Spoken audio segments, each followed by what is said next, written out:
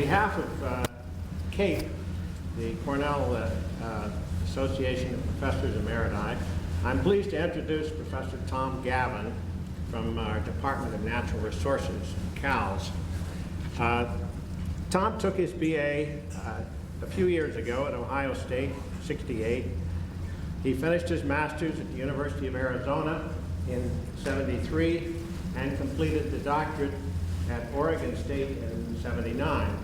So he's rather young to be here in this group in some ways, but we let him in. He has retired. Tom's a wildlife biologist / conservation biologist. Sometimes it's hard to distinguish between the two of those, but he does, and that's been a good thing for our department. Tom taught courses, several courses in subjects including field biology and conservation biology, and filled in with lectures in other courses where his expertise was useful. He taught a large field biology course with Charles Smith, who's here in the audience today, and I must say it's one of the best courses I think we've ever offered in the Department of Natural Resources. It was a core course, and it was just an outstanding effort by both of them. I would say Tom and Charlie Smith included, now that he's here, I was going to mention him anyway, but I would say Tom is clearly one of the best teachers to ever pick up a piece of chalk or walk to the board or walk into the field or into the woods or to speak about biology. He has a remarkable gift for doing that, and I don't mean to put him on the spot. I know he'll do well here, but he frankly is one of the best we've ever had in natural resources. I have some right to say that. It's not out of arrogance and personal choice. I was the only one in our department who had a degree in education as well as other subjects. Tom is a colleague of mine who taught me the value of carefully defining the research question. This is an interesting thing. He insisted on this for his graduate students and for other faculty who happen to be working with him, always pressing the point, well, what are you really asking here? And so in the process of working through that, you often found that the result of the discussion was you ended up with 4 or 5 new questions, some of which were more interesting and significant to what you were trying to study than what you actually had started out to do.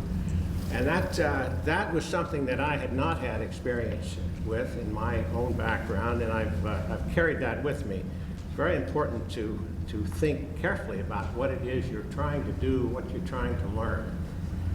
Perhaps maybe the most important thing. I'm going to be brief here. I could talk about this man for quite a while, but some of it would be embarrassing to both of us. We don't need that. Tom's research focus was primarily aimed at free-living populations of birds and mammals in natural habitats. He was truly an organismal biologist, still is, and we're not an endangered species, but there are very few now, and the emphasis is not strong in that area. But the pendulum will swing again. It's a very difficult area to do science in because his primary interest with birds and mammals. The interesting thing about that to me is the birds will show you, they want to show you where they are, but they don't necessarily want to show you what they're doing. And of course the mammals don't want to show you anything. They're hard to find, they're hard to see, and they're hard to know. So doing good research there is a difficult proposition. Although retired, he has current interests. He has not stopped doing biology. He has not stopped asking questions. His current interests include identification of biological indicators of ecosystem health, which is very important, particularly in agricultural landscapes, which are still a major part of New York State. He's worked in New York State. He's worked in several Western states. He's worked in Costa Rica and in East Africa. So he has quite a lot of experience. Most recently, Tom has written a book entitled Life at Dr. Tom's, and I think he'll probably say more about that. Information about this book can be found on the web at life@drtoms.com if you want to look at it. Today, he's going to talk to us about my life as a field biologist, from deer to digital book in 40 short years. Tom.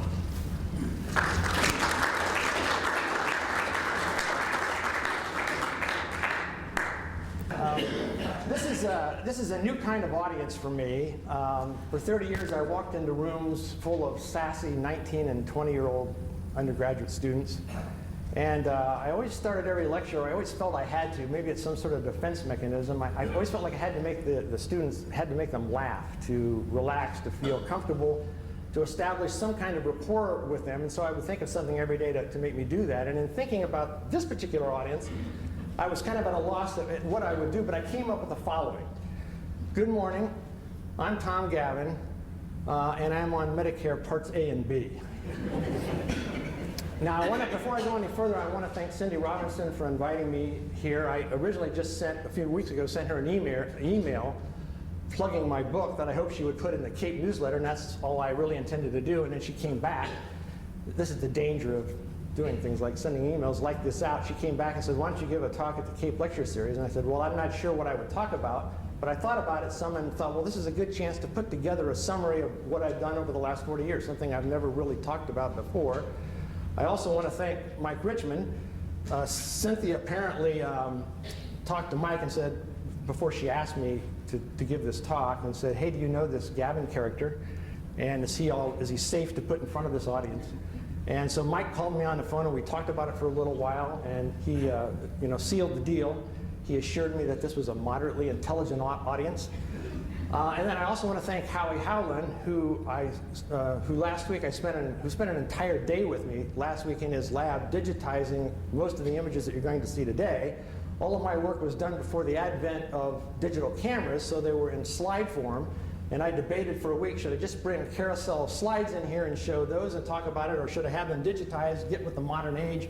I decided to go that route. The downside of that is that some of the images aren't as sharp as they were in the original. But I think in the long run, it's worth doing.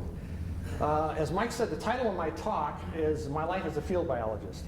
And a field biologist, as he said, is simply a biologist who goes outside to study plants or animals in their natural environment.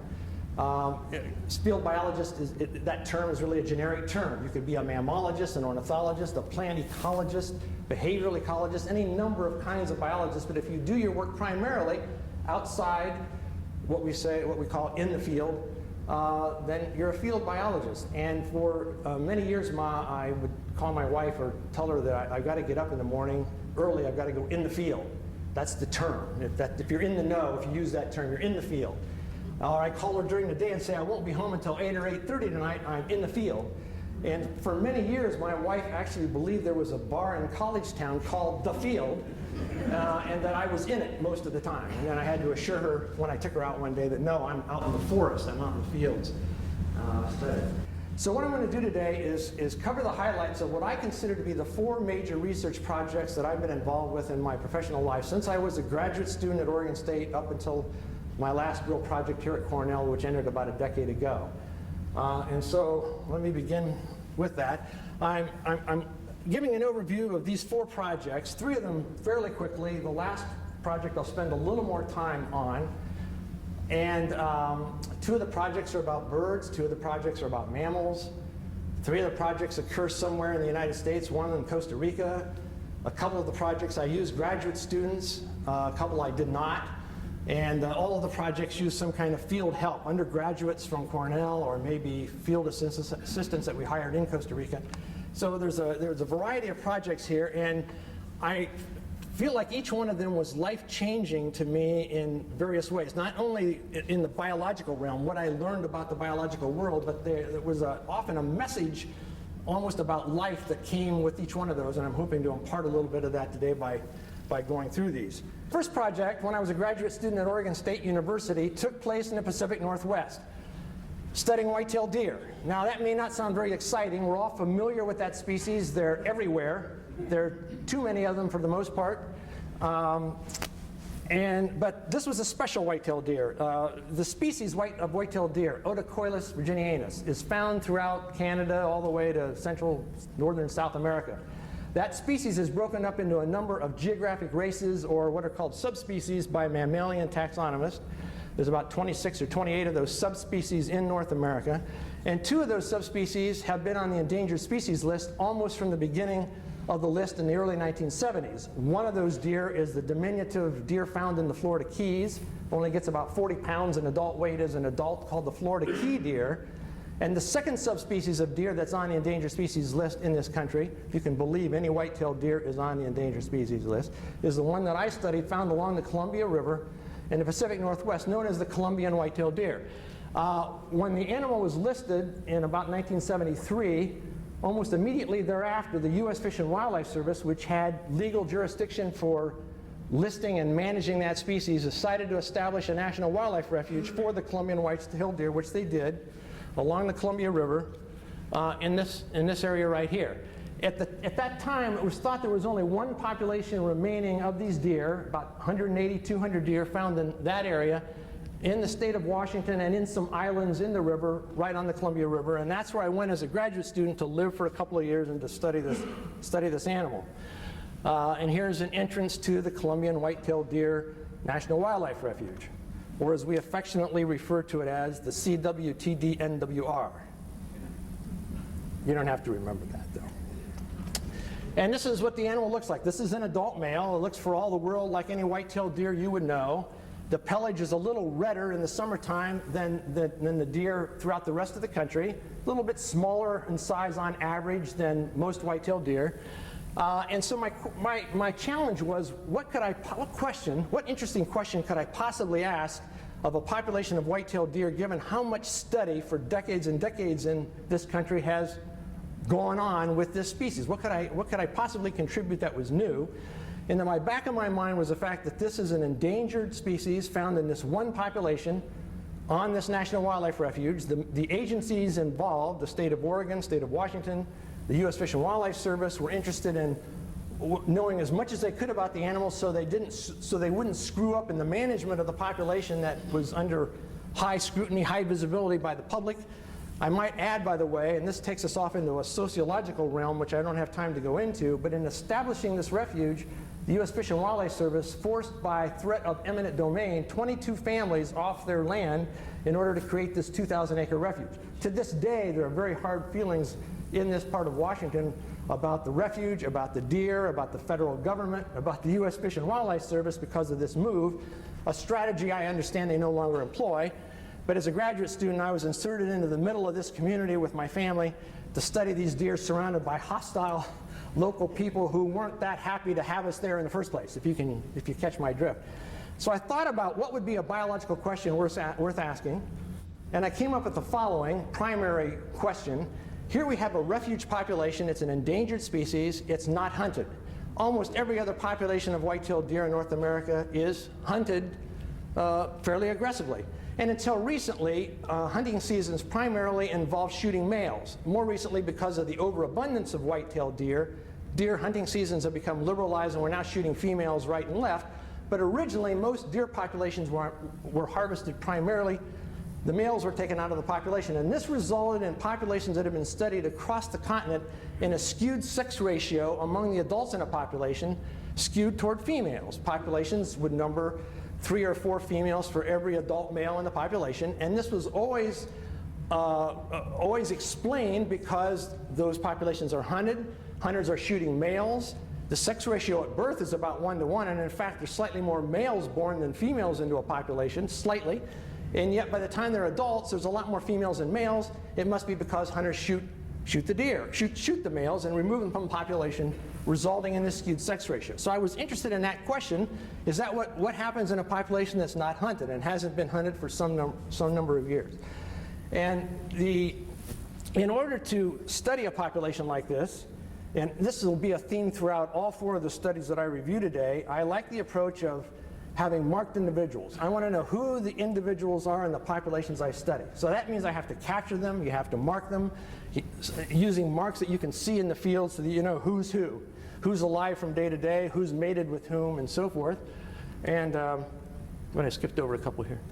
I'm not going to go into capture techniques with white-tailed deer. You've heard about all of these. We caught adult deer by using a tranquilizing gun with a dart containing a drug that would knock them out, and then we could process the animal.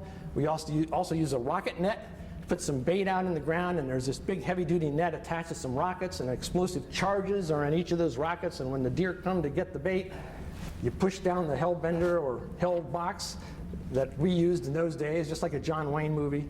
The explosive charges go off, carrying the net over the deer. You've got thrashing deer into the net, and you walk up to the deer, give them a shot to knock them out, take them out of the net and do whatever it is you want to do to them. Maybe weigh them, take a blood sample, determine their sex and age, and mark them in some way. Fawns, we simply caught by hand, which a human can do until they're about 10 days of age. After they're about a week and a half old, they're too fast for a human to catch, but in the first week or so, they're fairly easy to catch if you can find them. Fawns were marked simply with a tag in the ear, as you see here, but adults were marked with a collar, which you see lying on the ground here. It's a white plastic collar made of PVC pipe, which we formed the shape around the neck of a deer. We put a black number on it. In this case, you can see it's number 65. And I think as Howie Howland said the other day when he saw this slide, he goes, oh my, something bad happened here. And that's exactly right. So in order to study a population of unhunted deer, I became very focused on natural mortality patterns. If it's not hunted, we know that individuals have to die. So my question became, how do they die? Is there any pattern to which sex and age dies at which times of the year? And could I get a handle on what the causes of death were? My whole focus became the mortality of an unhunted population of white-tailed deer. And so I spent a lot of time with my field assistant walking systematically this 2,000 acres. We covered the entire 2,000 acres looking for dead deer, probably on a 2 to 3 week round trip circuit. And this is one of the deer we found. This happened to be a yearling male. His collar is still there. I could look that collar up. I know when and where exactly I marked that animal. And the bottom line to this study was that we found the following. It turns out that the sex ratio of this population is also, among adults, 3 to 4 females per male, even though it hadn't been hunted for a long, long time. The natural mortality pattern is such that it results in that sex ratio whether the population is hunted or not. Now, how can you get from a 1-to-1 sex ratio at birth to a 1-to-3 or 1-to-4 ratio among adults? The only way you can get there are really 2 ways. One would be if males are leaving this refuge at a higher rate than females. We determined from having marked animals and given the insularity of this refuge that that was not the case. White-tailed deer were never seen off this refuge. In fact, the refuge is surrounded by hilly, this is a river bottom obviously, it's on the floodplain of the Columbia River. As soon as you get across off the refuge, you move up into the hills that's full of black-tailed deer, a different species. It's coniferous pine and fir habitat. It's not white-tailed deer habitat out there at all. So we ruled out the idea that males are leaving the refuge. The only other way you could get that skewed sex ratio is that males are dying at a higher rate than females, and this is exactly what we found. The breeding season for deer throughout the continent really is in the fall of the year. It's referred to as the rut, R-U-T. And this goes on for about 2 months. That first slide I showed you of an adult male was a male who was on the trail of a female who was obviously an estrus who had just passed close by me. At that time of the year, males care about nothing else but finding and searching out females that are in heat, and he'll follow that female until she eventually accepts him and stands for him, and he copulates with her, and she becomes pregnant, and 7 months later she gives birth to 1 or 2 fawns. During that 2-month period, males, other studies have shown that male deer, and this is true of the entire deer family pretty much, elk and moose as well, decrease their feeding, the time that they spend feeding significantly, and during that 2-month period, males typically lose 20 to 30% of their body weight. So in this part of the country, the rut starts in October, November. By the time the rut is over and males are ready to start feeding again and to recover their body condition, it's smack dab in the middle of winter. It's late December, early January, the absolute worst time of the year for a male to try to regain body condition and gain weight again. There might be snow on the ground covering up the food. The temperatures are cold. He's burning up, metabolically burning up the fat what little fat he has on his body. And many males simply don't recover from that. They literally breed themselves to death. They spend 2 months chasing females. They breed with as many different females as they can, and a high percentage of them die at the end of that breeding season. Females also die sooner or later. Everybody dies sooner or later. Females tend to die at a different time of year. at least in this population. It seems to be associated primarily with the stress of having given birth to fawns and lactation, which is known to be very costly physiologically. So females tend to die in the summertime, but not at the rate at which males die in the wintertime, and therefore you end up with a skewed sex ratio like this. So that was the primary biological finding of that study.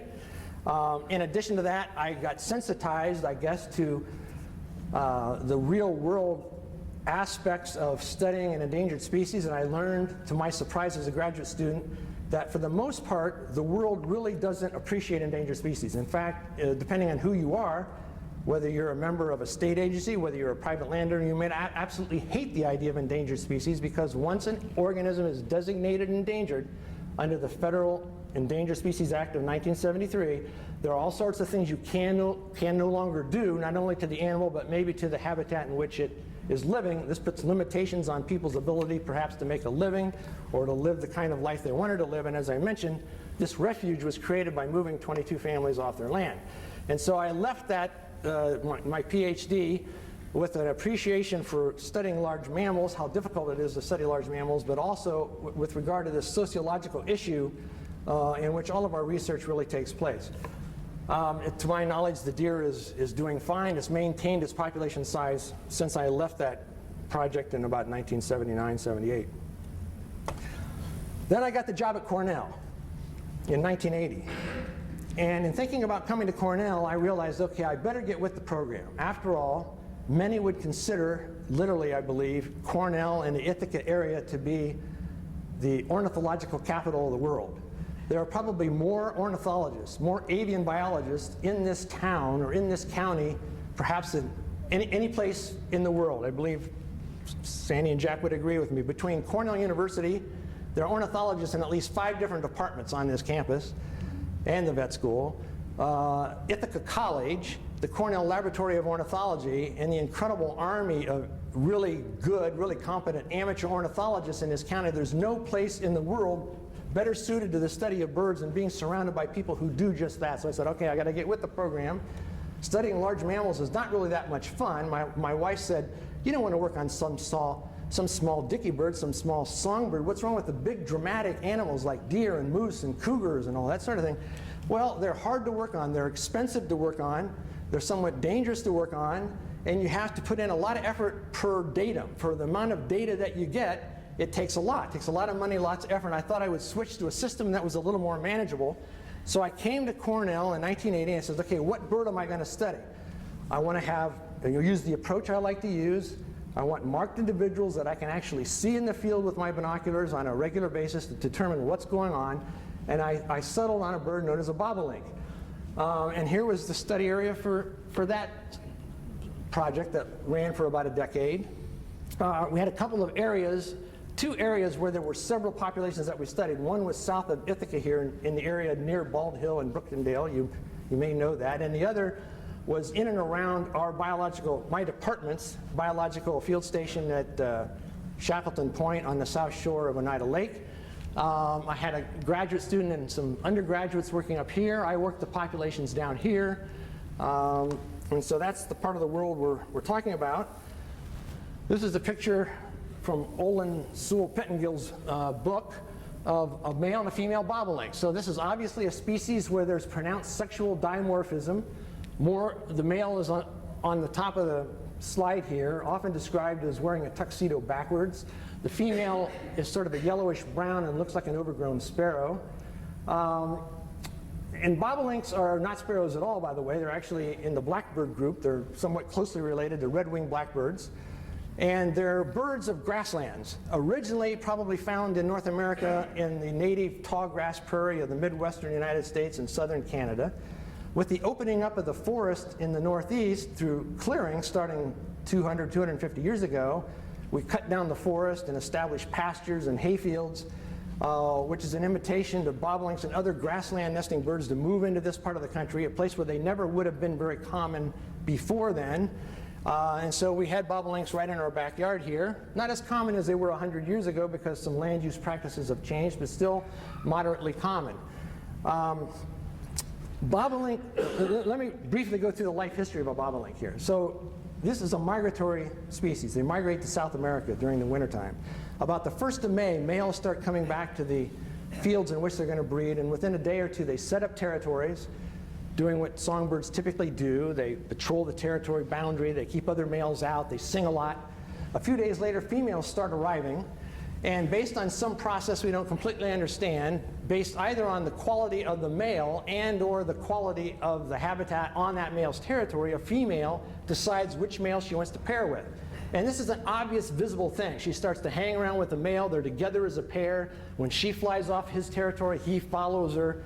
And this goes on for several days, after which copulation begins to occur. And I don't know how familiar you are with bird copulations. My guess is you might not ever have seen one. Bird copulations in general are a very quick event. They last literally, at least in songbirds, last 1 or 2 seconds. It's called a cloacal kiss. The male flies over and above the female, his cloaca touches her female, some sperm is transmitted, and it's over just like that. And in this case, it's done down in the vegetation where you usually can't see it anyway. Once in a while you see, but we know that it has to occur. The female then builds a nest on the male's territory. The nest is built on the ground. It's about the diameter of a baseball. It's a grassy nest, grassy cup nest, built on the ground. She starts to lay 1 egg a day, as almost all birds do, no more, usually no less, but no more than 1 egg a day until the clutch is complete. The clutch has 5 or 6 eggs. When she lays the next to the last egg, the so-called penultimate egg, which is one of my favorite words in biology, she begins to incubate that clutch. She incubates the clutch alone for about 12 days, after which the eggs hatch. And then at that point, the male will usually, but not always, help that female feed those nestlings in that nest. And this goes on for about another 10 days, after which those nestlings fledge the nest, and we call them fledglings. And the fledglings then sort of join the territoriality as summer goes on, starts to break down. The males and females and the fledglings from that field sort of coalesce into a flock. They fly around the field for a few weeks, and then one day you go out there and they're just gone. There's still quite a mystery about where they go. This is in August, and they haven't really started probably to migrate yet, but they disappear and they go through a complete body molt before they undergo this long distance migration to South America. This is what that migration looks like. This is, to me, migration in birds to me is one of the most astounding biological phenomena that there is. I never get tired of thinking about it or reading about it. Not only how they do it, but why they do it. And in this case, all bobolinks, bobolinks, by the way, are only found in the New World, North and South America. All bobolinks breed in the area that you see here, southern, central Canada, northern United States in grassland habitat, and they all migrate to one of 2 areas in South America. Most of them migrate to the so-called Pampas region of Argentina and part of Brazil, that vast grassland that's in South America. Some of them, and even less is known about this, migrate west of the Andes into the grassland areas there, a distance roughly of 10,000 kilometers one way. So every year they undergo this round-trip migration, 20,000 kilometers. And this is a bird, by the way, that's about this big, weighs about 30 grams. Not a very big bird, but it undergoes this incredible feat every year. This slide is not very well focused, but this is the Bald Hill site in Brooktondale. I haven't been there in a few years. I assume it still looks like this. This is a hayfield. This is bobolink habitat. That is not bobolink habitat. This bird does not go in the forest. It is not a forest bird at all. It's a bird that's out in the open, which makes it convenient. It's the reason I chose it to study, because you can set up a tower in the middle of a field like this, and once you mark the birds, you can see them flying around fairly easily.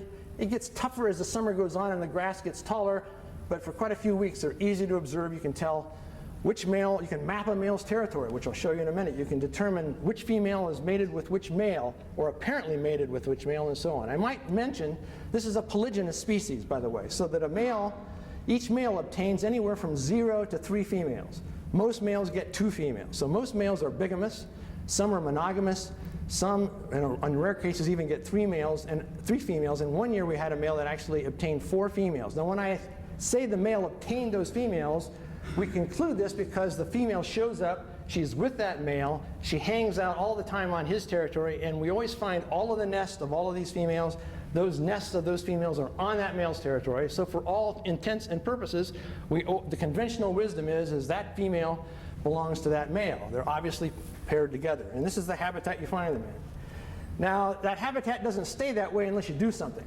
So this was the one project in which I was involved. We actually have to, especially at Shackleton Point, which was our biological field station. It wasn't a privately owned farm where there's annual cutting of the grass. We had to actually have ourselves or the maintenance man cut the grass, cut the vegetation in the field, because if you don't, what happens? Trees come in very quickly and you lose the grassland habitat to forest. It's no longer bobolink habitat and you lose the very population you're trying to study. So this is one way you can do this. Mike Richmond might remember this. He was involved in helping us do a controlled burn of the field. So we had the field cut. We let the vegetation lie for a while till it dried out, and then we tried to burn it up because the bobolinks they're particular. They want short vegetation, but they don't want all this dead vegetation piled up all over the field. They don't like that. They want it clean. And so you have to either cut the hay and bale it and remove it, and we tried to give the hay away at Shackleton Point and usually weren't very successful because it's not very high quality hay. So we ended up cutting it ourselves, letting it dry, having Mike come up with a drip torch, hot dogs and beer. Great time was had by all, and burning up the fields to keep it bobolink habitat so I didn't lose my study organism. We captured the birds using a standard technique that all ornithologists use called mist nets, M-I-S-T, I guess because they're fine as mist. These are fine mesh nets that you string between a couple of poles. You stick them in the field, all over the field. The birds have difficulty seeing them. They fly around the field. This bird tends to fly fairly low, so inadvertently they fly into the nets. They get tangled in the net. You go up and take them out of the net, put them in a bag, take them back to your banding station, and do whatever you're going to do, determine their sex and age, maybe take a blood sample for genetic analysis, most important of all, put a permanent band on their leg, which has a unique number on it, a U.S. Fish and Wildlife Service aluminum leg band. This is the mark that animal will carry throughout its life. So if you ever capture that bird again, you look up the number, you go to your phone book, you say, oh yeah, I know when I caught that bird, where I caught it, how many times I've caught it, at least a minimum age for the bird, and so on. And then, in order to know who's who in the field, you can't, obviously, if they only had a leg band on, you'd have to capture them constantly to know who's who. We mark them in the way that you see here. This is not normal here. That is Tester's model airplane paint. We tried other brands. No other brand works. So if you ever do this, you have to spend a little extra money. You have to buy Tester's model airplane paint. Remember that from your model airplane days, maybe if you were a boy. And we mark them this way. This would be yellow-white male, or YW male. Sometimes we use vertical bars. So this is yellow-blue male, or YB male. And we did the same thing with females. So given the structure of this habitat, this low physiognomy of the habitat, and sitting in a tower all day long, and once the birds are all marked, you can see them flying around. You can see blue male. You can map where his territory is on field-sized maps we made. You can see that he's with yellow female. I think you get the idea. Everybody is known. We capture everybody every year. The birds undergo, as I said before, a complete molt before they migrate, so they drop this tail feather and grow a new one. So every year you have to capture everybody and repaint them. And you look at the leg band and you say, oh yeah, this was yellow-blue male last year. We can make him yellow-blue this year, or pick another color for that matter. Now, the old literature, Arthur Cleveland Bent did a life history of birds. I don't know, 30, 40 volumes on common birds of North America, their life histories, their ecology. And in there, in one of those accounts on the bobolink, he says, of all the birds in North America, of all the songbirds in North America, the bobolink has the most difficult nest to find. Turns out, I don't believe that's true. But when you first go into the field to study this bird, you got to break the code. You got to figure out how is it we're going to find the nest of this bird, because it's not something you can obviously see. Here is a shot of the ground in the field at one of our study areas. You see a little clump of alfalfa right in the middle there. This is only maybe 6 inches high. And if you part that vegetation, you'll see that there's the bobolink nest on the ground with maybe four or five eggs in it. So there's no way you find the nest simply by walking around looking for nests. You have to watch the behavior of the male, and especially the female. And after a while, you learn the tricks. They never go directly to or from the nest. They land a few meters from the nest. They drop to the ground. They walk on the ground, get to the nest. When they leave the nest, they jump off the nest in the vegetation. They walk this direction. Then they fly away. So where you actually see them leaving from and going to is never right where the nest is. But after a while, you decipher the code. You figure it out. All my undergraduate assistants got very good at this as well. You find the nest, you mark the location of the nest so you can check it. We checked it on a regular basis, every other day, let's say. How many eggs does it have? When do the eggs hatch? How many hatchlings are there in there? And that'll become an important part of the story in a minute. Let's talk about these male territories for a minute. Here we have a schematic of all the male territories at one of my sites, Bald Hill, in 1982. Now, and here's where yellow male was. Here's orange yellow. Here's yellow blue, white, and so on and so forth. Notice the scale here. That's 50 meters. We actually have two fields here that are separated somewhat by a low hedgerow, which is depicted there. It doesn't really separate the fields as far as the bird is concerned too much, but it's there to help give us some reference. And what I want to do, you'll notice there are two types of territories here. One has a solid line around it, which means that that male is going to return to this site the next year, in 1983. If it has a dashed line around it, that's a male that doesn't show up again in the following year. It might have died. It might have come back to New York and ended up in another field for some reason, abandoning the field that it had been in the year before. But if it has a solid line, it's going to come back in the following year. So just for fun, I want to show you, I want to impress upon you one of the major findings of this work. If we focus here on yellow male in 1982, where is he in 1983? After he goes all the way to the Pampas region in South America and comes back again, he's right here. He moved a couple of 100 yards. What about blue-white, BW male, right in the middle of this field in 1982? In 1983, he's in exactly the same place as he was the year before, and so on and so forth. So here's this phenomenon, which is given the name breeding site fidelity, or breeding site faithfulness, the tendency of birds, both males and females, by the way, to come back to the place where they were the year before to breed. Now that's been known for some time, and we now think probably most songbirds, if not most birds, do this, tend to do this. They don't all come back. I was interested in who comes back and who doesn't come back. And given that we found all the nests and we knew what the reproductive success was of each male and each female in all of our populations, we were able to look at that variable. How successful in the previous year was that male? How many babies were fledged from that male's territory in the previous year? Did that have any influence on whether he comes back the next year or not? And the simple answer is yes. Reproductive success is highly correlated with whether individuals come back the following year. In other words, it seems as though they're choosing whether, there's a little decision rule that goes on in that little bird brain. I did well at that site last year. When I come back from the Pampas region next year, I'm going to go back to that same site and end up 50, 100, 200 meters from where I was the year before. If my nest was destroyed by a skunk or a snake, or a tractor wheel ran over the nest and destroyed it, I lost my reproductive success. I choose not to go back to that site. That's a bad site. And that seems to be, if you think about it that way, the best explanation for the data. High reproductive success means that there's a higher probability that those males or females will come back to that population. Of course, there's some mortality. We don't know anything about that. But there's a statistically significant difference between who comes back and who doesn't based on their previous year's reproductive success. And this is true of both males and females. Back to the nest. When the nest, after the eggs have hatched, and the nestlings are about 7 days old, they fledge at about 10 or 11 days, we would remove the nestlings from the nest. We would also band them, and we would take a blood sample. And this is what 7-day-old bobolink nestlings look like in a petri dish. They grow very rapidly, as all songbirds do. You can literally see the difference in size and feather development every 24 hours.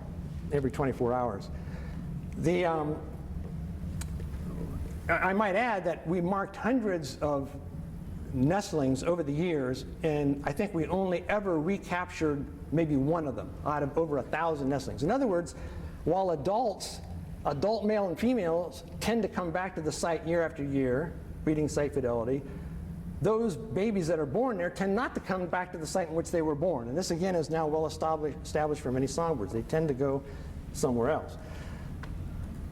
Here is one of my field assistants taking a blood sample from a nestling, which you can do with a prick of a needle and a capillary tube, and you put it in a cryogenic tube and put it in liquid nitrogen.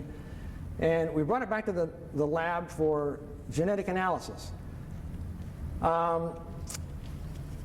In the early 80s, one of the questions that started floating around in behavioral ecology went something like this. Is it necessarily the case that a territorial male is the biological father of all the babies born on that male's territory? You understand what the question is that we're asking. Okay, we have a territorial male. He has 1 or 2 or 3 females breeding on that territory, but is he necessarily the male that sired the young in those nests built on his territory by those females that for all intents and purposes looked like his mate? And the answer to that turns out to be a resounding no. Very often he's not the father of those offspring, or not the father of all of them. In these days we used a technique known as starch gel electrophoresis. We were lucky. There are more sophisticated techniques used nowadays, genetic techniques, to get at markers in population and use that to ask a variety of questions. But we were lucky, even with electrophoresis, to find some good markers in bobolinks, good enough to help us to decide who the genetic father and mother was of the offspring in these nests. And it turns out that not only is the territorial male sometimes not the father, it appears to be the case that females often copulate with more than one male during that 4 or 5 days when they're receptive to copulation. And each of those males sires some of the young in that same clutch of eggs. Okay, it's important. I want to hear a wow when you hear that. Well, good, thank you. Let me say that again. So a female has a clutch of 5 or 6 babies, and what I'm saying is our genetic evidence showed that sometimes a male, we had no reason to discount that male as the father of all 5 or 6. On other occasions, we know that 2 or 3 of the nestlings almost certainly had to have been sired by that male, but the other 2 or 3 could not have been. And you look around the genetic markers in the population and you say, aha, there's a male next door, he's got those markers. So the female is copulating with nearby males on occasion, and so that the genes from these different males are in those different offspring. Why females do that, there's a number of hypotheses. One may just simply be that what if her primary mate turns out to be infertile? Then she goes through this whole process, lays 5 or 6 eggs, and they never hatch. And we've seen that happen on occasion. So this may be a way of hedging her bets. Don't put all your eggs in one basket. Take on sperm from a variety of males if you can to make sure all those eggs become fertilized. This is referred to as multiple paternity, where more than one male is involved in fertilizing the eggs in a single clutch by a female. It's now known to occur. I want to say this was the first bird where any genetic evidence was presented documenting multiple paternity. We were sort of beaten out in publication by a couple of months by a group in New Mexico studying acorn woodpeckers. Their data weren't as voluminous as ours, but they found one individual that looked as though the clutch had to be sired by multiple males. Since the early 80s, dozens, maybe hundreds of birds now have been documented as having this sort of thing occur. About 20% of the bobolink nests in our populations over all the years appeared to have been sired by more than one male, so it's a fairly common occurrence. I might add that not only does multiple paternity occur in birds, it's documented for some species of amphibians, reptiles, fish, and mammals, including humans.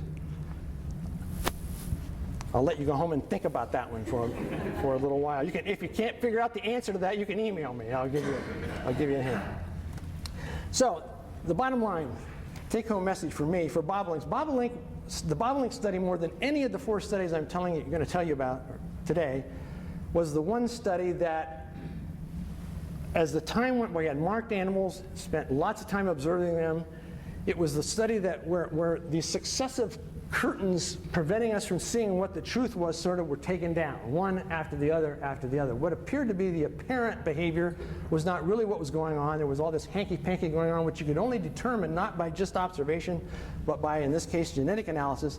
And this was the system more than any other that allowed me to realize if you really keep digging, you can see sort of beneath the surface. The next project takes us to Costa Rica. How are we doing here?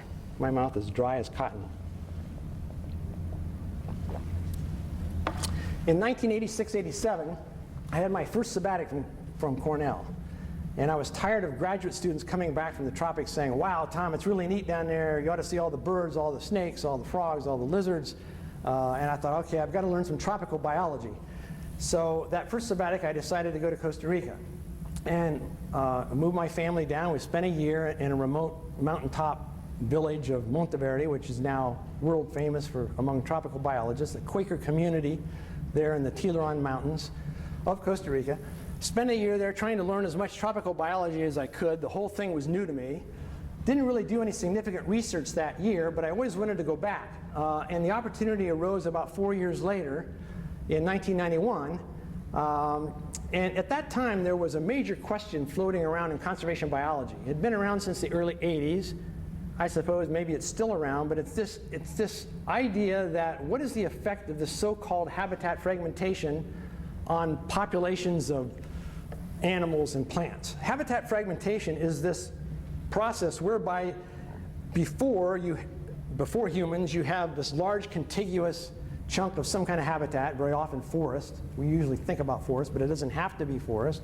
Humans come along and they start cutting down trees, creating pastures, agricultural land, housing developments or whatever, and they break up that what was a large contiguous patch of habitat into numerous smaller patches of habitat of various sizes and various shapes. What is the effect on biota when that process occurs? And so I was interested in going to Costa Rica, looking at birds. Remember, I swore off large mammals a decade before. Looking at birds with respect to this problem of habitat fragmentation, which was a hot topic at the time.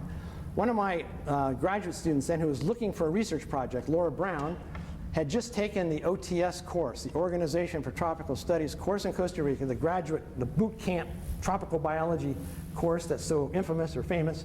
She came back to Cornell and said, "Tom, I think I found a landscape that's beautifully fragmented." And she had. And so we ended up going to southern Costa Rica near the Panama border,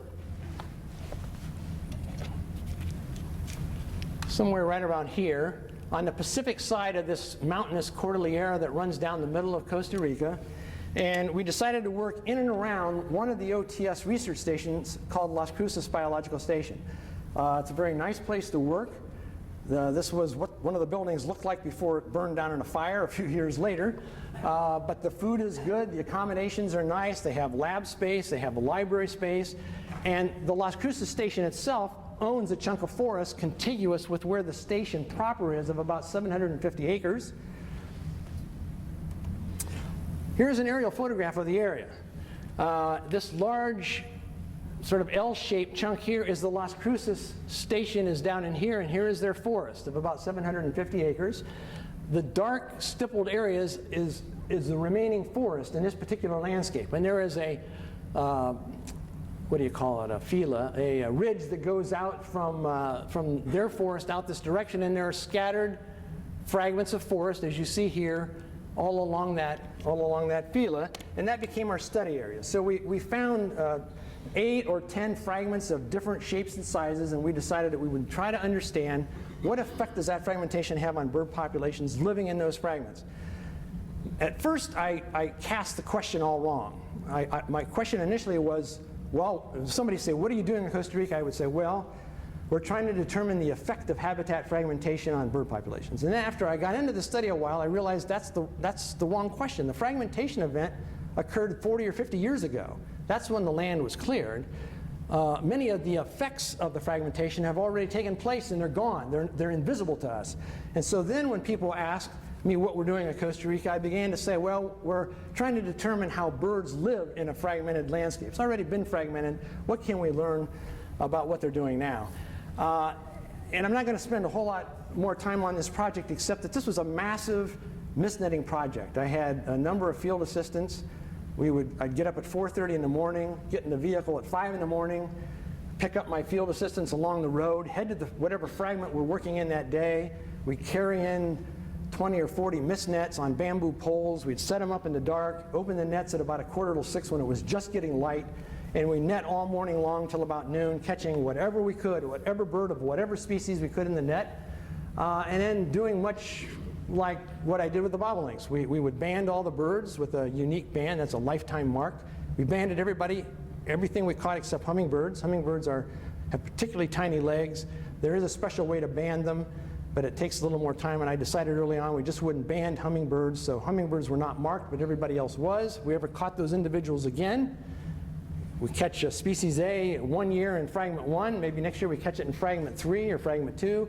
We build up a history of that, and then there is this fairly sophisticated, growing sophistication, set of quantitative techniques known as mark recapture analysis, where you can take all those data, all those captures and recaptures, and run it through this analysis, and it can tell you a number of things. You can estimate the survival rate of those birds that you captured. You can estimate something called transition probabilities. What is the probability that a bird in this species will move from fragment 1 to fragment 3, or from fragment 3 to fragment 2?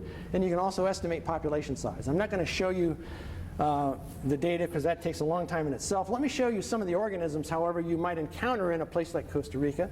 This is one of the tree frogs. It looks like a big blob of white. I forget the common name if it even has one, but it's Smylisca phaeota. Here is a Bufo marinus, a large toad native to Central America. This is also the toad that was introduced into Australia. It's now infamous, called the cane toad. There are 4 species of monkeys in Costa Rica. This is one of them, the black howler. This is another one, white-faced capuchin. Lots of different kinds of insects. Here's an owl's eye butterfly. These owl eyes are thought to dissuade predators from attacking them. Here's a rat that lived in the house we lived in Monteverde in 1986. At first I was a little disturbed. Now we got rats living in the house. Great. The house was already full of scorpions. And now we got rats. And then I realized that it's not the Norway rat, which would really have disgusted me. It's one of the native tree rats. It's a fruit eater called Watson's tree rat, Tylomeus watsoni. It's actually kind of a handsome animal. And here it is climbing up our closet door to get up into the attic where it actually lived. Every night it would come down, run into the bathroom, out a hole in the floor, forage at night, and before morning would come back and go up into the attic. Even my wife got used to that one. Here I am opening mist nets in the morning to capture birds. Here's a bird that I've captured. There's nothing wrong with this bird. I think this is a sulfur rump flycatcher, if I can remember correctly. Some of the birds have this interesting habit that if you catch them and you carefully put them down on their back on your clipboard, you kind of stroke their breast a little bit, they just kind of conk out. They literally go to sleep. Mannequins do this. We caught a lot of mannequins. Mannequins do this all the time. And when you do this for students who see it for the first time, they go, holy cow, you're some kind of guru or something, you know. And then you disturb them a little bit, and then they wake up and they fly away. Here are some of the birds we got to handle. This is one of the many tanagers found in Central America. This is the bay-headed tanager. Here is one of the honey creepers, the Scarlet thydacnus. These pictures, by the way, were taken with a digital camera by my most recent graduate student working on this project, Viviana Ruiz, who herself is Costa Rican. This is a Motmot, 4 or 5 species of Motmots in Costa Rica. This is a blue-crowned Motmot. It gets that name because it sits in a, when it's perching, it basically just goes mot, mot, mot, and therefore it got the name Motmot. You can see it has a serrated bill, feeds a lot on lizards. Here is my favorite. This is a very tiny bird, but it's got a very big name, very big common name, scale-crested Pygmy Tyrant. It's one of the flycatchers, and in order to intimidate you, of course you could crush it like that, but in order to intimidate you when you have it in your hand, it tends to raise those feathers on its head, looking big and ferocious. And then here is a Kentucky warbler. Where do Kentucky warblers breed? Not in Costa Rica. They breed somewhere in Canada and the United States. And we caught maybe 20 species of birds that are so-called neotropical migrant birds, birds that breed up here but spend the winter down there. And I've already talked about, with respect to bobolinks, and many songbirds exhibit this phenomenon called breeding site fidelity, where they tend to return to the same site to breed in the north year after year after year. But these same birds often go to the same place to winter in Costa Rica or Panama or wherever year after year after year. And Kentucky warblers is one of those. We would catch the same Kentucky warbler in the same fragment year after year in Costa Rica after it came from wherever it was up here in the north. And the numbers here are a little outdated. These are underestimates, but by the time the project was done, after about a decade, we had well over 10,000 captures of birds. 9,000 of those were non-hummers. The significance of that is those were birds we could band and build up a life history based on those recaptures. The hummingbirds, lots of captures, but we didn't ban them. 170 species altogether. Actually, that number now is closer to 200 different species of birds captured. Some of the birds are not very common. You have just a handful of captures. You can't do anything with the data. It turns out of 200 species of birds, you only capture maybe 25 or 30 of them often enough that you can do the analysis that I described earlier. And about 17 species of these so-called neotropical migrant birds. Costa Rica was I wouldn't have given up that experience for the world. I love the country. I love the work. I love netting birds early in the morning in that tropical forest. Love the people, love the music, love the food, love the climate. I liked everything about it. The downside for me was that it's extremely difficult to see the organisms, to see what's going on, at least in the forest. Completely different than the Bobolink project, where once you've captured the birds and have them marked, it's fairly easy to see who's who and what they're doing. In this forest, you can't see much of anything. You have to rely on the birds accidentally stumbling into your nets before you can capture them and say, oh, I know this bird. I look it up. I caught it last year in such and such a place, and now I've caught it this year in this place. I don't know what the bird's doing the rest of the time. And that's a little frustrating to someone that likes to use the intensive observational approach that I like to use. So that would be, and finding nests is just extremely, extremely difficult of birds. The last project is back to a mammal project. And this project was going on simultaneously with the time I was working in Costa Rica. So my annual cycle throughout the 90s was in January and February. I would be in Costa Rica during the dry season netting birds. And then I might have students that stayed on through other months of the year. I would come back to Ithaca for about 3 weeks. And then I would go to Idaho to study the Idaho ground squirrel for 2 months in April and May. Somewhere along the line, my wife said to me one day, after a couple of years there, she says, you know, I don't remember ever talking about this second project. How did we go from 2 months in the field away from home to 4 months in the field away from home? And when our children were small enough, my wife and the children would come with us to Costa Rica, but then once they get into high school, that became kind of a difficult thing to do. I would go off by myself and come home, but I really was in the field. So now we go to Idaho, the last project I want to talk about today. And this brings us to a little rodent known as the Idaho ground squirrel. Idaho, by the way, is the ground squirrel capital of the country. There are 7 different species of ground squirrels found somewhere in Idaho.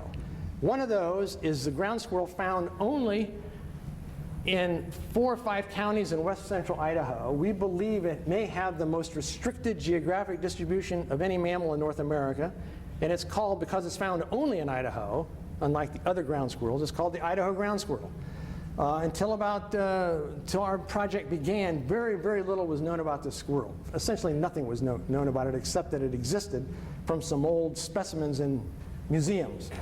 So in the early 90s, a friend and colleague of mine here at Cornell, Paul Sherman, who's in the Department of Neurobiology and Behavior, said, hey Gavin, you're not teaching in the spring, why don't you come with me out to Idaho to look at these Idaho ground squirrels. He had been studying the social behavior of one population for several years. I think he was just lonely. He was out there for 2 months a year. He needed company. And I probably thought I would provide some comic relief. So I got in, I said, okay, I'll commit a week and we'll see what these ground squirrels are all about this year. So I bought a plane ticket to fly back from Boise to Ithaca at the end of that week. He picks me up in a truck. We spend 4 days in a truck driving to a private cattle ranch north of Council, Idaho, in west central Idaho, where the squirrels are located. When we got there, a big snowstorm hit. The snow remained on the ground the entire week. This is a fair weather animal. They do not come above ground when there's a cold rain or snow. I didn't see a single ground squirrel. Not one came above ground the whole week. Paul took me to Boise. I got in the plane. I came to Ithaca after spending 10 days with him, not having seen a thing. How many of you have ever spent 4 days in a truck with Paul Sherman? Anybody ever done that? Okay. The next year we, I've got so many stories, but we don't have time for all that. The next year, he said, okay, let's do it again. I said, okay, I'll commit a month this time. I'll go out there with you for a month. So we got in the truck, drove 4 days to Idaho, spent a month there. The squirrels cooperated. They came above ground. I learned how to observe them. I fell in love with the system and with the species. I learned how to capture them and mark them. Then I returned to Ithaca, and after that I spent the full 2 months with Paul. 4 days in the truck out, 2 months in a bunkhouse with Paul Sherman, 4 days in the truck all the way home. We're pretty good friends, but needless to say, after that 2 months, we basically didn't talk to each other for the next 10 months here on camp, even though our offices are a block apart. Everything we could possibly have to say to one another had been said in 10 weeks together. Anyway, we always thought that was a little unusual. We didn't know that many colleagues of ours that actually spent time in the field with another professor like this and would still be on talking terms at the end of the whole thing. Most of our research was done on a private cattle ranch, the OX Ranch. This is a ranch owned by some very, very wealthy Texas oil people who own a 35,000 acre ranch called the OX Ranch. They actually try to make money running cattle in the old-fashioned way on this ranch. There's some cowboys, there's some dogs, you got cattle, you round them up in the spring, you brand them, and the whole thing. And so we were living and working in the midst of this kind of a scene. People who consider, what do people think of rodents in the western United States? What do ranchers, what would you guess ranchers think of rodents in the western United States? They're varmints, right? That's something you go out with your family in a pickup truck in Idaho in the spring and you plink away, you shoot away at ground squirrels. That's what the family does for entertainment on a Sunday afternoon. And here we were, Ivy League professors in the middle of this environment trying to study the Idaho ground squirrel on this ranch. The owners of the ranch, the Hickson family in Texas, were gracious enough to give us a place to live rent-free for the 2 months we were there. They kind of tolerated us. Paul Sherman talked them into this years before I came on the scene. And so that's where we were.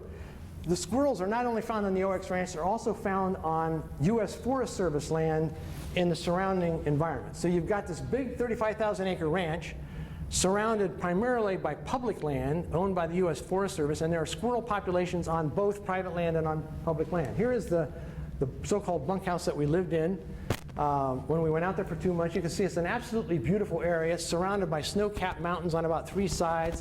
Hell's Canyon, if you're familiar with that, running along the Oregon border, is just to the west, 10 or 12 miles. It's a pretty nice place. Here, of course, is Paul Sherman from Neurobiology Behavior. Paul, of course, calls himself or considers himself primarily a behavioral ecologist. He's interested in animal behavior. And that's why he was studying the ground squirrels. He was interested in their social behavior, their reproductive behavior, and he focused on one population which he named Squirrel Valley. Well, this will become important in a minute. So the population named Squirrel Valley is the population he studied intensively for years with marked animals, trying to understand who's mated with whom and all the intricacies of that.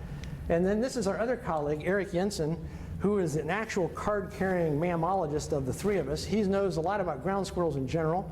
He's a professor at a small college not too far away, about 3 hours away from our study area in Idaho. He's a native Idahoan himself, born and raised in Idaho, and he's a professor at what's now called College of Idaho, or Caldwell College, I guess, in Caldwell, Idaho. He would come up on weekends when he wasn't teaching and help us out. So here's a squirrel. The scientific name of the Idaho ground squirrel is Spermophilus bruneus. Spermophilus, the genus name, which I think may have recently been changed to something else, Eurosite tell us, but let's pretend it's still Spermophilus, because for decades the ground squirrels in North America were primarily in that genus. By the way, there are no ground squirrels native this far east. It's a Midwestern, western set of species. There are about 24 species of ground squirrels in North America. The most eastern population, you'd have to go to Ohio, as far away, and then you start picking up ground squirrels all the way to the west coast. There are another couple dozen species in Europe and Asia, and most but not all of them are in this genus Spermophilus. The closest thing we have to a ground squirrel here would be our eastern chipmunk. It behaves a lot like a ground squirrel, but there are some important differences. And this squirrel is about the size of a chipmunk, maybe slightly larger. But the genus Spermophilus means seed-loving. This will become important at the end of this story. They like to feed on, they'll eat herbaceous vegetation, leaves and flowers, but they really have to have, if possible, the large, fatty, nutritious seeds that come with various species of grasses. And bruneus, Spermophilus bruneus means brown. So it's the little brown, seed-loving ground squirrel. And their life history is about as boring as you can get. Sherman likes to say they're like daffodils. This is an animal that hibernates 8 months out of the year. In April, about the 1st of April, they come above ground after being in hibernation for 8 months, and they immediately want to breed. Now think about that for a minute. This is an animal that undergoes a true hibernation. It's a true torpor. They don't take any food with them into the burrow. They live off the fat they took with them on their body. They burn up, we think, about 1/3 of a gram of fat per day for 8 months, and you just hope that you don't run out of fat before the 8 months is up, otherwise you die. So 8 months with not eating, not drinking, they're in absolutely terrible shape. They're a mess. Their skin is flaccid. They come above ground, and females come into heat that first day. And males are spending the first week above ground running around with their tail up in the air, scurrying. You can always tell they're on the trail of a female because they run in a different way. They have their tail straight up. They're running around looking for females that are in heat. When they find a female in heat, they chase her down her burrow. Now, this is a system where everybody has their own burrows. They're not highly social. Each male has a burrow, each female has a burrow. They don't live together. But for this brief set of a few hours, a male finds a female in heat. He chases her down her burrow that she just came out of. He copulates with her below ground. All copulations occur only below ground. And then he guards her. And this is the behavior that Sherman was primarily interested in, this phenomenon of mate guarding. A male mates with that female, and he guards her for a couple of hours. He sequesters the female in the hole, and he puts himself at the entrance of the burrow so no other male can come along at that time and go down the hole and perhaps mate with a female. And we saw with bobolinks what can happen if that happens. And so he sequesters the female in a burrow for a couple of hours, after which it's probably safe to, his sperm has done the job. He goes off and looks for another female.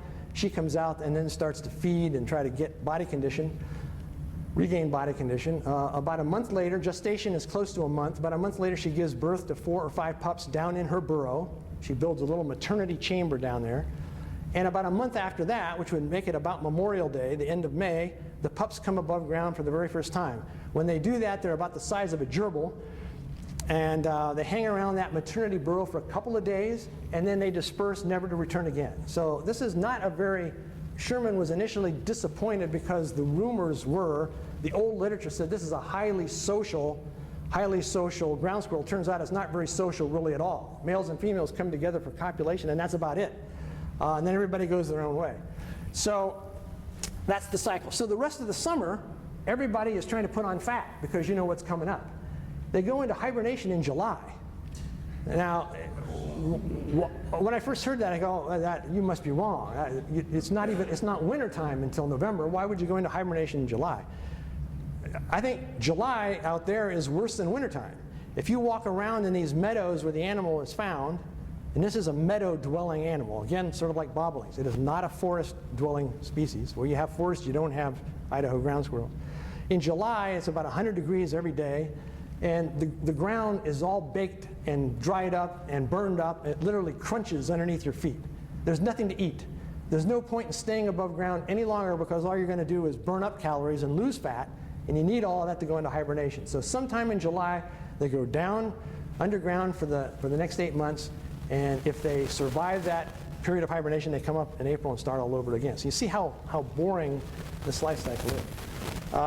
Here is a male, by the way, who's got his female sequestered in a hole that's right under this log here. He's sort of guarding her for a while until his sperm takes place. In addition to this behavior of mate guarding, the mixture of the seminal fluid of the male and the vaginal fluid of the female forms into this gelatinous material, the texture of rubber cement. You remember what rubber cement was like in the old days in primary school? And it forms in the vagina of the female, forming what's called a vaginal plug. So there's this additional mechanism that prevents another male who might come along from even being able to copulate with the female after she's already copulated with the first male. This happens to be a vaginal plug that fell out of a female when I was processing her on the tailgate of my truck. How many of you have ever had a vaginal plug drop out on the tailgate of a truck you were standing in front of? Probably almost no one. Just one maybe. And here's a pup emerging for the first time from its burrow. Eric Jensen was particularly interested in all things ground squirrels, so he actually took the time one year to dig up some burrows. They're about 1 meter below the ground. This is a very tricky decision that Idaho ground squirrels have to make. Their burrow is about 1 meter below the ground, but it can't be in an area that's too wet, because then it's wet down there and cold, and you'd freeze to death in the wintertime. It can't be too rocky, and yet the very best places where the deepest, nicest soil is occupied by a much larger species of ground squirrel, the Columbian ground squirrel, which excludes the smaller Idaho from those good places. So whatever is left, these kind of scabby areas, is where the burrow of the Idaho ground squirrel has to be. But Eric dug up several of these burrows, and if you go down there, there's a chamber in there where the winter hibernaculum, so to speak, and it's full of about a basket full of dry vegetation like this. So the squirrel is about 1 meter below the ground, presumably below the frost level, and it's embedded in this whole insulating material to maximize the chance that it'll survive that 8-month period. We capture squirrels using these traps. And this is a very, very easy animal to capture. They're so hungry when they first come out of hibernation. You see a squirrel, you carry 4 traps like you see here, 2 in each hand, and you walk toward the squirrel, it runs down its burrow. You surround that hole with these traps. So there's the hole. This trap and this trap are open to the hole. You don't have to put any bait in the trap even. These traps are just here to block the whole thing in. You walk away and you go on and you do it to another squirrel. You set traps everywhere you can. And in about 15, 20 minutes you come back and check this area. The squirrel is anxious to get up and feed. It comes up, it only has 2 places to go. That way or that way. It goes into the trap, steps on a treadle, the door slams shut, and you've captured your squirrel. And then you take it to wherever you're going to process it. And you sex and age it, you weigh it, you take a blood sample or a tissue sample for genetic analysis perhaps, and you mark it. How do we mark these squirrels? We use fish fingerling tags and pliers like this. One fish fingerling tag, a little aluminum tag with a unique alphanumeric code on it, goes in each ear. So you see the little tag in the ear there. So if you ever catch that squirrel again, same thing, same story as the other studies I told you about. You look up that number, you look in the phone book, you know where you caught it the year before and how much it weighed the year before and all that sort of thing. And then it turns out, however, that these ear tags get ripped out. And you can tell that because you captured a squirrel one year and it has rips in each ear. You know it had an ear tag, but now it doesn't. Now you don't know who it is. You've lost the history that goes with that animal. So as a backup marking procedure, we embedded under the skin, this looks hideous, but it really isn't, just under the skin, what's called a PIT tag. PIT stands for Passive Integrated Transponder. It's a little tag about the size of a grain of rice. And in it is a coded device, much like running a box of cereal through the scanner at the grocery store. And that floats in there. It's an inert, and it floats into the skin. And then you have a reader. And so there's a ground squirrel in this bag that we've rolled up like a burrito. You run the scanner over the bag. If it has a PIT tag, you hear a little beep, and you look at the window there on the reader, and it tells you, it gives you a 10-digit alphanumeric code and helps you identify that animal if it had lost its ear tag. There we are weighing the animal, swabbing the mouth with a toothpick to get some samples to do DNA work. And I won't talk about the genetics work that we performed, that we were involved with on this animal, but we used some more sophisticated DNA techniques because it was a more recent study. And then, so that we can identify who's who in the field, we have to mark them externally in some way, just like we painted the tail of bobolinks. And we use Lady Clearall blue-black dye. Here you see Paul marked the squirrel OX in honor of the OX Ranch. Every year, Sherman and I had to flip the coin to see who was going to go into the Rite Aid drugstore and buy 10 boxes of Lady Clearall blue-black dye for use in the field. It seems like every year I lost that coin toss. And so as I'm going through, going out through the checkout counter, the girl would invariably look at this. This is the blackest black dye you can get. That's why we got it. She'd look at the dye and then she'd look at me and go, well, obviously you're not the one using this. I said, no, it's for the squirrels, and which left her even more surprised and dismayed. Once they're marked, then the observations can begin. Here's Sherman in his tower at his population called Squirrel Valley. On an inclement day, he's not going to see a squirrel on a day like this. They won't come above ground when it's like this. But some days the weather's pretty good. Other days it's nice and warm. You can take a bath while you're observing squirrels. So let me orient you here. Here is the system. This is not the whole system, but it's a system where we spent most of our time. The OX Ranch is located here in this area, Bear Meadow. Bear Meadow is the big meadow in the middle of this ranch. There are 4 populations in that meadow. See, SV is Squirrel Valley. That's the population that Sherman had studied for years, their social behavior. He captured everybody. He swears this is the case. He captured every squirrel every year without fail for many, many years. So he knew exactly how many squirrels were in that population, and he knew a lot about them. I was turned loose on all the other populations I could find. As a conservation biologist, here we are again with perhaps this habitat fragmentation question. Turns out that when I went out there, I realized, boy, there's little populations scattered around the landscape. None of the populations are very big, and they appear to be isolated one from another by inhospitable habitat not where you don't find ground squirrels and where they're probably not very likely to cross. And we identified, we believe, in this whole subspecies, all the populations in that way. And here you see a map of all those populations. So here's this big meadow in the middle of the OX ranch, several populations. Here are other populations. The dark dots are populations that were still extant, still around when we did our study. The hollow boxes are populations that used to be there, that we know used to be there, that went extinct during the course of our study. And the dark area here is upland habitat dominated by coniferous forests. So this is not ground squirrel habitat. They don't go into the forest. They're out here in these meadow habitats, and you can see kind of how isolated they are. And I can tell you, after marking hundreds and hundreds of individual squirrels, we only once had a squirrel show up in a population other than the one it was marked in. And that was a distance between Squirrel Valley and SM Squirrel Manor. You see how short a distance that is.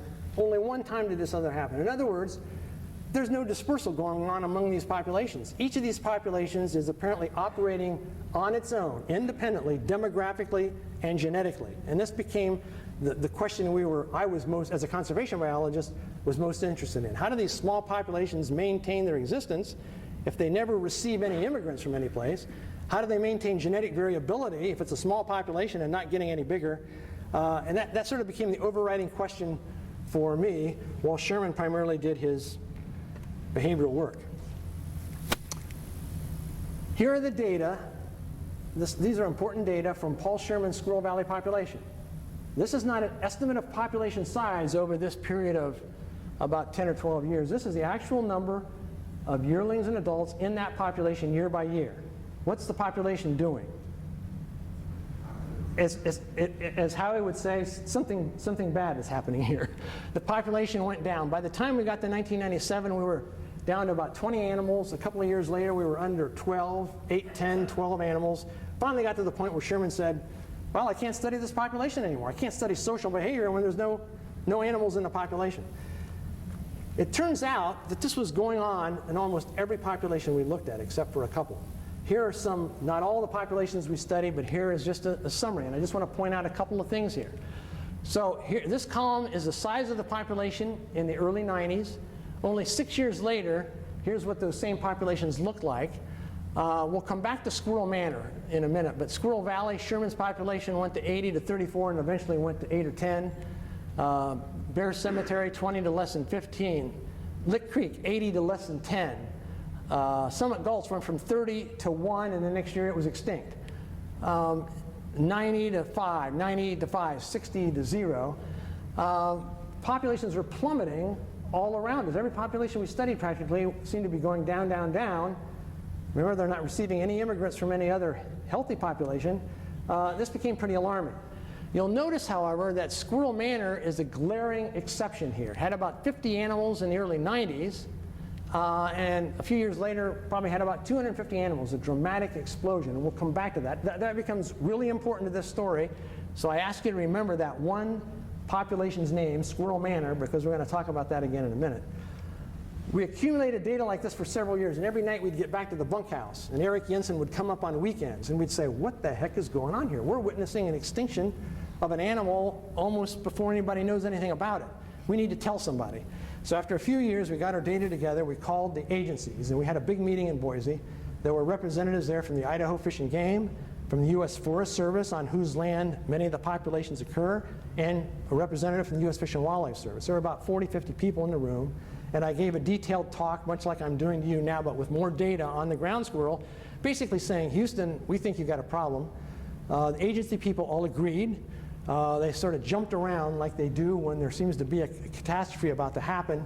And to make a long story short, actions started to go into place, some habitat renovation, which I can talk about more in a little bit. And it turns out that a few years later, this subspecies was placed on the endangered species list as a threatened species. So here's exactly what we really didn't want to have happen. Remember, we're on this private cattle ranch. People don't like varmints like ground squirrels that just look like rats. And the biologists from the East, the Ivy League school in the East, come out there, do a study, ends up that they got an endangered species in their backyard. Nobody's very happy about that, especially the ranch manager. This is just a list of some populations that we know went extinct from the time we found them to a few years later. what's going on. Here is, just to dramatize the point, this is the last individual squirrel in the population we called Summit Gulch in 1995. It was an adult female. The next year she was gone, so it was extinct. What's happening? Well, you can start, many people say, oh, it's got to be predators, right? Whenever a population of anything goes down, it's always some predator. We know we have rattlesnakes out there. Coyotes. This is a den of coyote pups found just a couple hundred yards from the Summit Gulch population. It's like living next door to McDonald's. A number of raptors are known to take the animal, take the squirrel. Here's a badger. This is the most formidable predator of all. It digs the nests out, eats all the young, probably the female. We also have cattle grazing on this landscape. That wasn't there more than 150 years ago. That's a change on the landscape. Most important of all, perhaps, is that humans have been suppressing fire for about 100 years in this part of Idaho. If you suppress fire, the meadows turn into forests. Ponderosa pine trees start marching down the hill, so to speak, as you see them here. They occupy the meadow, and when that happens, squirrels disappear. Here's an area where there was a population of squirrels in front of me until a couple of years before that. The trees have been encroaching. Eventually, they shade out the meadow disappears, the squirrels disappear. And so my rendition of all this goes something like this, that originally the stippled area, this is the area of the OX Ranch, for example, right here, those 4 populations. The stippled area was originally, let's say 150 years ago, all Idaho ground squirrel habitat. There would have been ground squirrels throughout this whole stippled area. As time went by, fire suppression allowed trees to encroach. The habitat, we started losing habitat, so you get this habitat fragmentation effect, and eventually end up with what we have now. These black dots show you where the still extant populations are today, superimposed on this scenario. And so at the present time, or when we were last there, you end up with this kind of an environment, fragmentation of habitat, dwindling size of populations, more and more increasingly separated from one another, and that's what we're thinking. Now back to Squirrel Manor just for a minute. I know I'm holding, this is really going on long here. This is the Squirrel Manor house. Sherman and I lived in this house when we first went there, and eventually they had their full-time cowboy, Frank Anderson, move into this house and live there, and we moved to the other house that I showed you early on. There are squirrels around this house. This is the population that went from 50 to 250 after Frank Anderson moved into the house. The population was small when Sherman and I lived there. We moved out, the cowboy moved in, and the population boomed. Why? Frank is a cowboy of the modern era. Nowadays, you just need a couple of cowboys on horseback, and you need 4 or 5 of these Australian cattle dogs, and you can round up 400 head of cattle, no problem. And that's what he did. He had working dogs. With working dogs, you feed them all they want all the time. And so here you see a metal dog food feeder that was full of Purina dog chow 24/7. Turns out ground squirrels love Purina dog chow. Squirrels would come from, you could sit in have a cup of coffee, sit in his kitchen, look out the window, and squirrels are coming from all around his house, jumping into that container, eating the Purina dog chow, much to his dismay. He's a guy who doesn't have a lot of money, and here are these damn varmints eating up his dog chow. So we started buying him Purina dog chow when we were out there, just so he would let them alone. In addition to that, Frank had 4 Belgian horses that he called his boys that were pastured right around his house. He regularly irrigated that pasture, keeping it green into July, even when everything else was burned to a crisp. And in addition to that, every day he provided oats to his horses in a trough. Now, have you ever watched horses eat grain out of a trough? What happens? You got these 4 Belgians with their big heads in there. Grain is flying all over the place, out of the trough, onto the ground, and squirrels are running through the legs of the horse, and they're picking up those oat seeds. What is an oat seed? An oat is just a big, large, nutritious grass seed, genus Spermophilus, remember, they love it. These squirrels got big and fat. I know from one year I sampled squirrels as they emerged. The first day they emerged at Squirrel Valley, Paul Sherman's population, only 1,000 yards away, and this population, and these squirrels were significantly heavier when they emerged from hibernation after 8 months under the ground than any other population. So they were doing better because of food. So food is part of this. Something's changed on the landscape. We think it has to do with suppression of fire primarily, which has caused the habitat not only to become fragmented with the encroachment of trees, but it changes the vegetative component of the ground. A crust develops on the ground when it's not burned for a long period of time. Not great for luxuriant plant growth, and we think that has a lot to do with what was happening here. So now the agencies have this message. They're doing what they can. They're They're actually engaged in sort of massive controlled burns to try to open up corridors between populations that are now blocked by ponderosa pine trees. And again, this is like bare meadow surrounded by this. Our greatest fear all along, by the way, aside from these natural features that you need to deal with to maintain viability of this population, is that the Hickson family in Texas will get bored with the ranch. They only spend about 2 weeks a year at the ranch anyway. Be a great place for second homes. I can see a golf course right here, right in the middle of the prime ground squirrel habitat. And that's our greatest worry. A quick plug for my book, which is the reason I was going to do this in the first place, but I don't have any time really to talk about it. So this spring I published a book. I couldn't find an actual publisher, so I gave up. Nobody wants to publish a book of essays, turns out, at least not mine. And so I published this digitally. You can go online and download the book for about $3. And it's humorous anecdotes, all of them 400, 500, 600 pages in length, 400 or 500 words in length. The book is about 250 pages. Many of the anecdotes have to do with organisms. There's a chapter, Organisms I Have Known, stories, mostly humorous stories about various events that occurred to my students and I in the field. But other chapters have to do with everything from why I hate cell phones to how much I dislike shopping with my wife and all sorts of things like that. And there's the link where you can find it. Now, one more slide only. In thinking about all of this, and time has gone by, I realized that maybe this is true of bobolinks more than any of the other species, but when I'm driving down the road somewhere and I see bobolinks fly across the field, I feel like I have a certain ownership in that animal. I feel like I figured out stuff that nobody knew before about them. I know more about them than they do, or something like that. It's like they're mine, even though they're not on my property. It's a funny feeling that you have when you've spent so much time with a particular species. You feel like you know it very well, and you feel like you have some right to it, or they're yours, or some weird thing like that. In thinking about that the other day, I realized that one of my favorite comedians has a quip that relates somewhat to this feeling that I have. So see if you can understand what Stephen Wright is saying. You know who Stephen Wright is. He's the frizzy-headed comedian that talks on a low monotone like this, and he issues these 1 or 2 liners all the time. And his goes like this, that I think relates to my feelings about nature. I have a hobby. I have the world's largest collection of seashells. I keep it scattered on beaches all over the world. Maybe you've seen some of it. And that's all I have to say.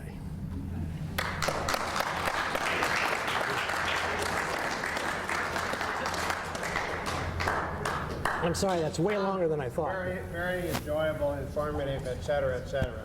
Unfortunately, we have the space rented until 12 today, and we're closing in on it. So there might be time for one question, but before we do that, we have a very expensive gift for you. Thank you very much. Oh, thank you. For all of our speakers, we try to do this. Yeah, thank you. Appreciate it. Yeah. What influence does tagging have on reproductive behavior? Well, there's a lot to be said about that. There have been various studies on various organisms showing that colored leg bands and so forth can affect mate choice and that sort of thing. You mean in terms of reproductive behavior or reproductive success? Courtship. Yeah. Yeah. It can have an effect. Everyone feels, I guess, fairly safe about the use of aluminum leg bands on legs. Yeah. Everyone has always asked that question of the bobolinks. You paint the tails and so forth. Some of those areas on the bobolink are really quite large. The painted area. Yeah. Yeah. No, there's no doubt that the members of the opposite sex can see that. Whether it means anything to them, I don't know. At one time, I went through the data trying to see, is there any pattern, are there any colors on males that seem to be correlated with that male getting more mates or less mates or something? I couldn't find any pattern like that. But you always have to ask that question. Okay? All right, sorry, you've been a very patient audience. I'm sorry for that.